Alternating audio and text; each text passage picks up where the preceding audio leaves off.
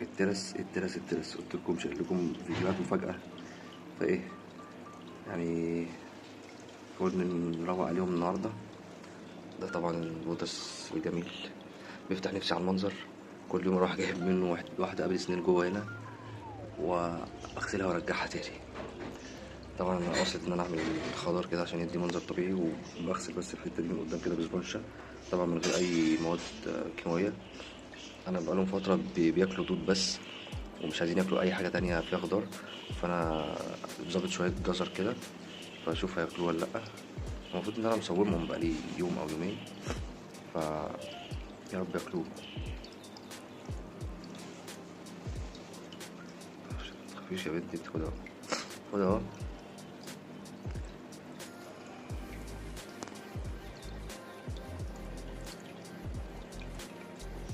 هي طبعا بتقعد تتفاجئ بحاجة جديدة بالنسبة لها، تقعد بقى ايه،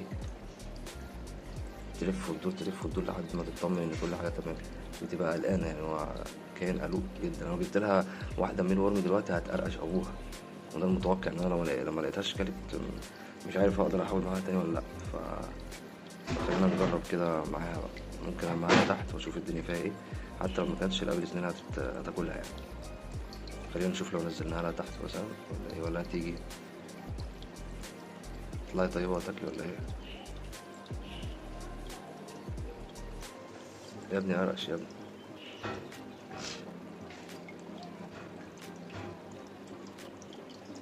ايوه، الله اكبر، يلا يلا هات امك. لما تعرف رفيعة ايه متبقاش تنك. انت يالا ولا همكشة. تعال اهو، كل بقى وهات امك برضك. خلاص خليها له بقى، وانا ايه اشوف كده لو كلها ولا حاجة ايه، هلقط لكم كده فيديو سريع لو لحقت. طبعا مع محاولات كتير ان انا احاول اكلهم خضار مفيش اي امل يعني. حتى بعد ما جربت في اول مره ان أنا احط لهم شويه جزر اكلها لهم كده بالجفت، طبعا رحت حطيت لهم واحده تانية مفيش. طبعا يا بخت القبل سنين، القبل اللي هو اللي حاول يتغذى عليها وعايش. السكينة المصري الحمد لله متعايشة بقالها فترة. طبعا ده صوت الفلتر البارد الشلال الجميل ده. طبعا انا وريتكم السطب ده قبل كده بتاع الحوض الصغير ده اللي حطه كده يعمل شكل. حتى كنت مظبط الامازونية اللي عندي، حاولت ان انا اديهم الورق، بس انا عارف ان العملية مش هتيجي معاهم. كانوا بيعضعضوا فيه من شوية، بس حتى لو كانوا مش هيبقى فيه الفايدة اللي هي مش هقدر اصورهم اكتر من كده او اجازف بيهم اكتر من كده. فهم طبعا هيمنين بالميل وورم. فانا عندي شوية ميل وورم كده في مزرعة الميل وورم الصغيرة اللي عندي. ببدأ أشيل الأول الشيران عشان أنا مببقاش عايز الموضوع يتحول لخنافس، فببدأ أشيل الشيران الأول وأقفلهم بيها. طبعا هي بس بس خلاص. طبعا اللهم صل على النبي، هم بيعشقوا الميلور. بس هو لازم طبعا نحاول ان احنا نديهم يعني خضار او حاجات نباتية اكتر، بس مش هينفع خاطر اكتر من كده. بحاول محاولة مرة تانية، او اعتمد على يعني علف او حاجات بيلتس يكون فيها خضار اكتر. هبدأ اكمل بقى تاني.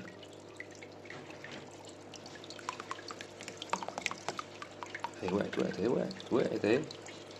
ماشي استنى، خدتها اهي. عاش عاش.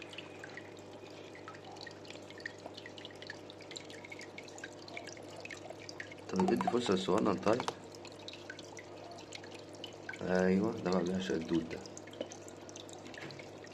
تعال تعال خد. يا نهار اسود، يا بنت سيبيه ياكل. طبعا انا هنضف كل القشر ده دلوقتي. تعال تعال اهو. طب ليه؟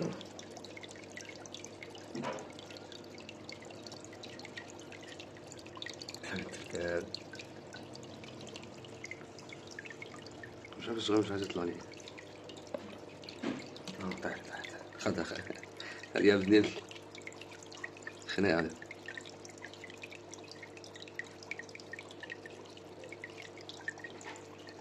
تبقى نرمي السكت دي حتة.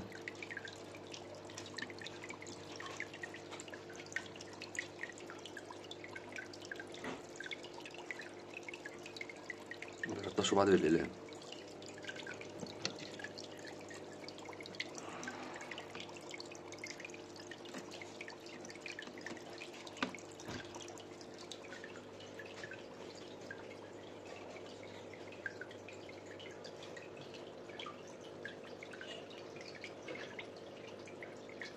دي ترس من نوع الريد اير، اللي هو اكبر زادت عندي وحجمها ظبط شويه، بس هنبقى في مأزق ان احنا نبقى محتاجين نكبر المساحه دي في اسرع وقت.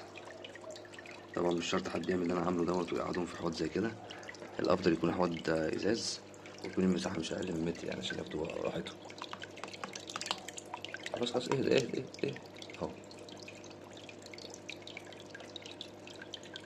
انا بعمل بقى حركه عشان ما اقعدش اغلب نفسي، اعمل لهم جزيره انا كده هنا. طبعا انا مشغل اللمبه عشان اظبط التعاضد، واحده لهم دول كده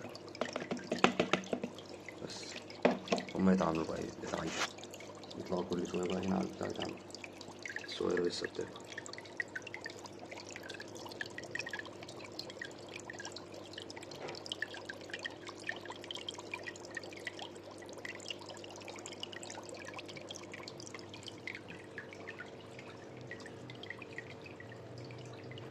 اتفقنا. لو حد عايز اي حاجه تخص التراس الريد اير يبعت لي او يكتب لي في الكومنتات. سلام.